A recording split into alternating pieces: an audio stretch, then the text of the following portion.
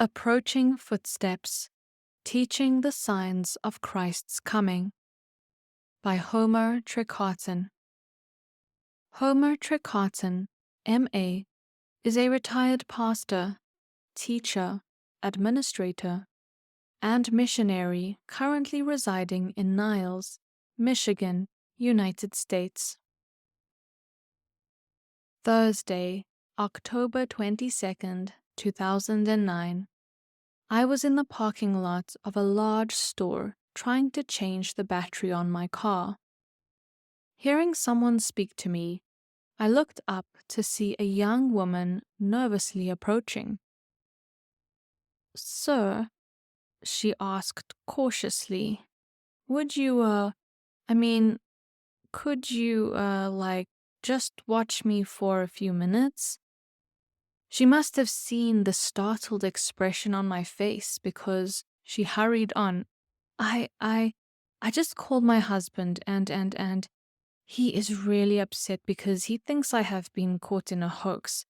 Those guys over there told me I had something wrong with my car and they could fix it. Could you just make sure I don't get dragged off or something?" Stepping away from beside my car, I watched as she went hesitantly near, but not up to the two cars parked a distance away. 3 or 4 guys had her hood up, doors and trunk open, and were busily moving around her car. I did not hear what she said, but when she motioned in my direction, they slammed her hood down angrily, jumped in their car, and raced off. She was still shaking when she pulled up beside me a few minutes later and said, "Thank you so much," as she smiled and waved. Hoaxes, deceptions, they are all around us. We are horrified at those trying to hurt others or take advantage of them. We laugh at silly ones such as a rabbit or cat with antlers, or a man carrying a giant fish on the back of his bicycle. Greatest deception. The first deception on earth occurred way back at the beginning of time when Satan used a snake to trick Eve. And we all know the story of the Gibeonites coming to Joshua with moldy bread and worn-out shoes. But the greatest of all deceptions is the one mentioned in Matthew chapter 24, verses 23 and 24. Quote, "Then if anyone says to you, 'Look, here is the Christ,' or 'There,' do not believe it.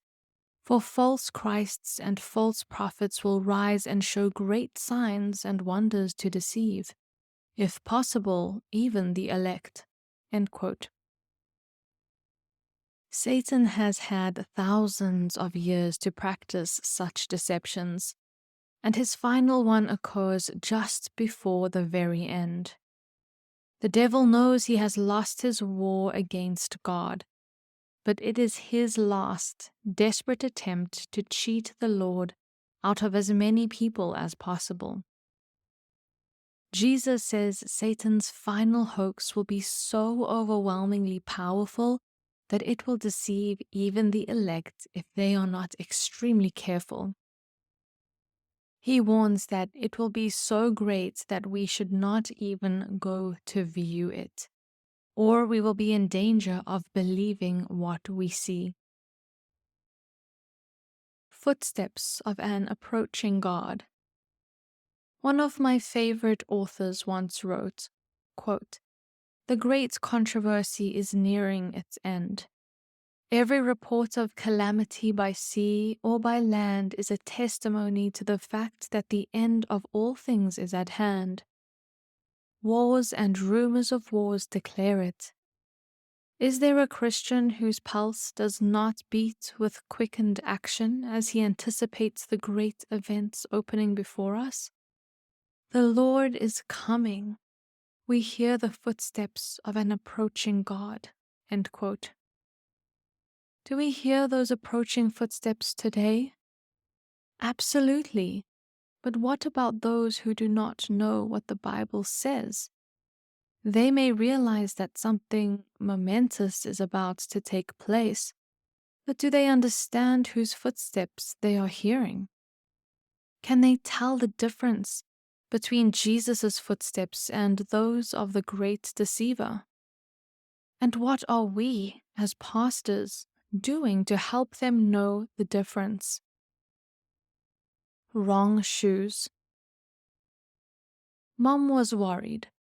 I could see it in her eyes as she hurried toward me across the camp meeting grounds.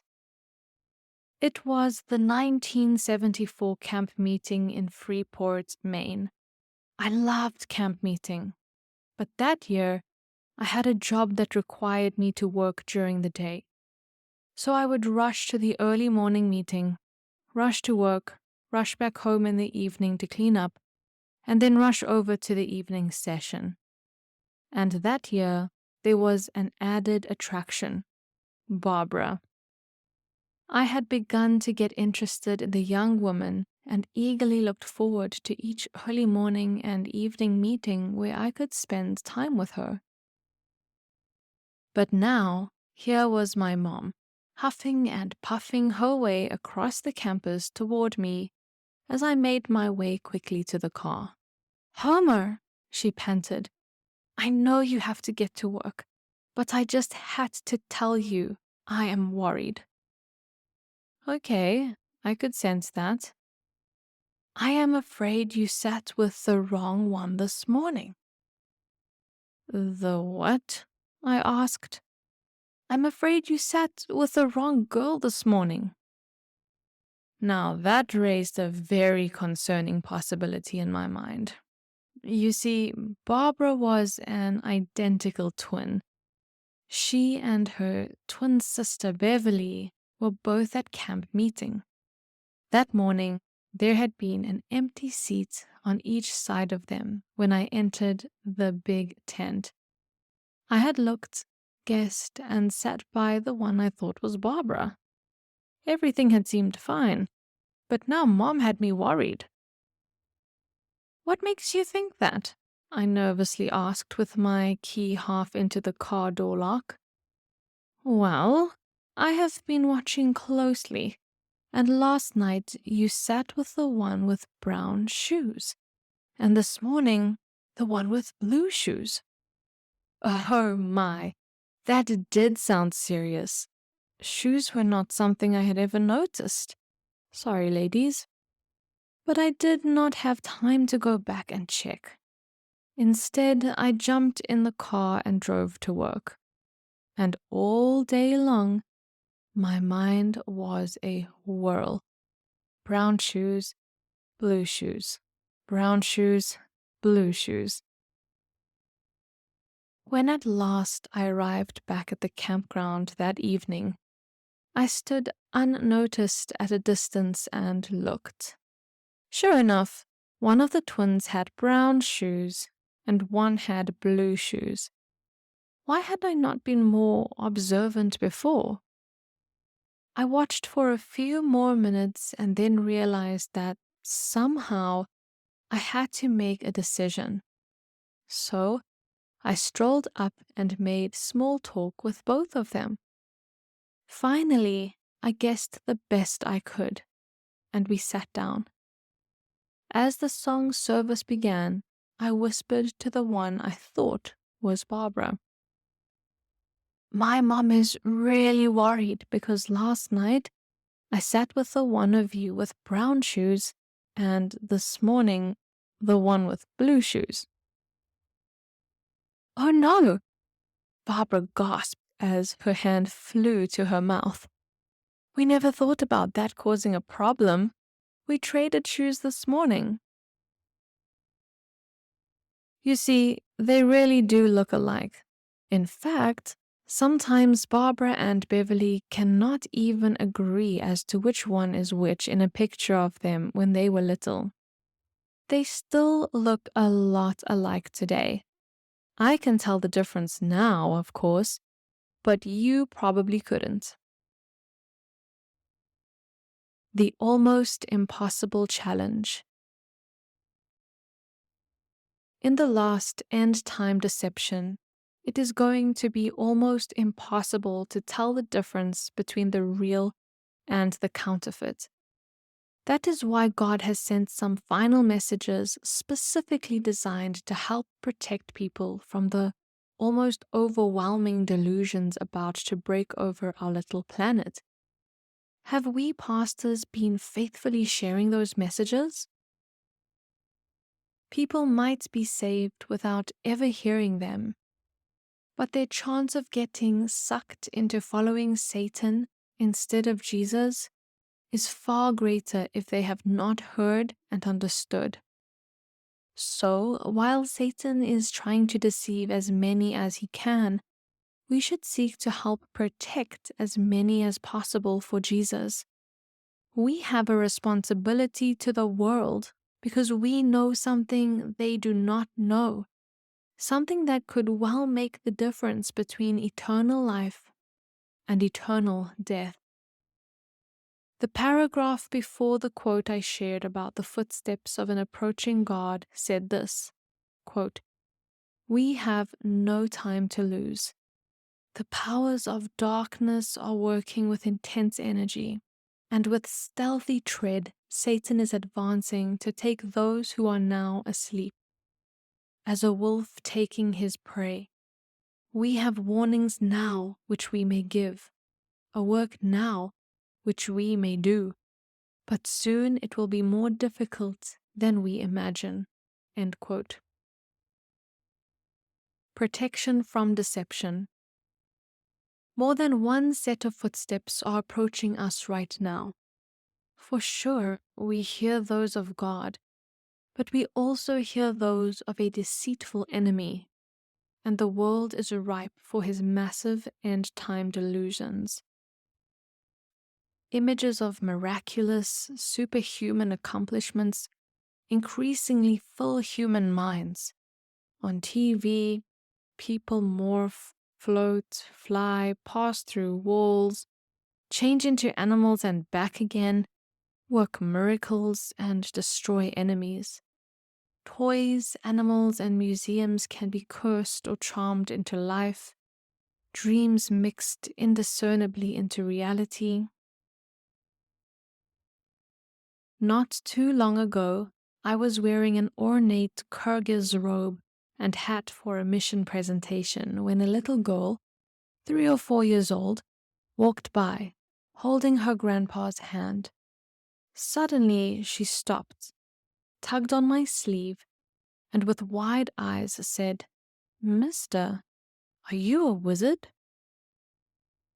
Embarrassed, her grandpa whispered to me, "Her parents aren't believers." But probably plenty of other little quote-unquote believers would have wondered the same thing. They hear and see more of the miraculous and supernatural than we realize. And the same thing is happening in every culture around the world. People are ripe for Satan's last, overwhelming deception. If a glorious being suddenly appears, speaking beautiful, soothing words about how people can rise above the cares and distractions of our old world, promising health and financial success, Hindus and Buddhists will leave their golden idols and follow him by the millions. If dead ancestors and ancient prophets begin to appear with messages claiming that some magnificent being out in the desert is really Jesus, and that only by following him we will ever have peace and security, millions of Christians will be deceived into bowing down to that old serpent, the devil, and they will think they are worshipping God.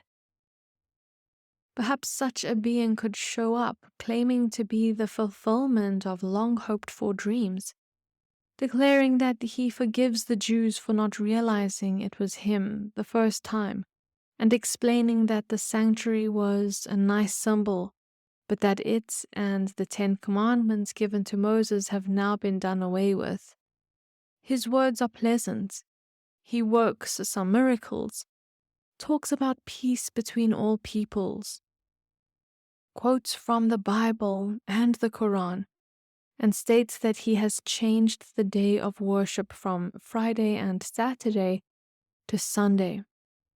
Multitudes of Christians, Jews, and Muslims will join together to follow the archdemon, believing that they are following the Messiah, Jesus. 2 sets of footprints. God has given a special message for our time. The truths about the love of God, the sanctuary in heaven, the state of the dead, and the Sabbath are powerful protections against Satan's final deceptions. The world needs those messages. We can hear approaching footsteps, 2 sets of them. You and I may be able to tell the difference, but most of the world cannot. They are in danger of being deceived by a desperate fiend who has absolutely no love for them. May God help us as pastors not only to preach such messages, but to teach them to our members so that they can share them with neighbors, co-workers, and loved ones who are trying to make sense of what is going on. It is time for Jesus to come, and I can hear his footsteps even now. For bibliographical and biblical references on this article, and for much more content for pastors and church leaders, please visit ministrymagazine.org.